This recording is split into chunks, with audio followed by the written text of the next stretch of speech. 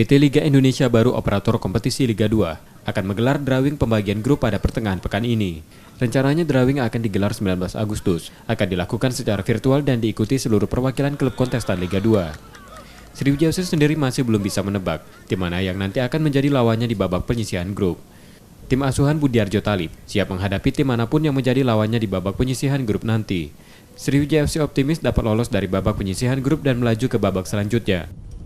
Jadi kan Sriwijaya FC memandangkan semua tim itu kan sama gitu, berat.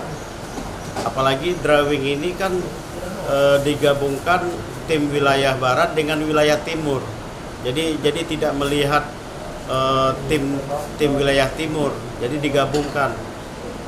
Yang jelas kita Sriwijaya FC tetap punya optimisme ya, peluang untuk maju ke babak berikutnya. Manajemen Sriwijaya FC mengapresiasi keputusan PT LIB yang memutuskan pembagian grup Liga 2 dilakukan secara drawing.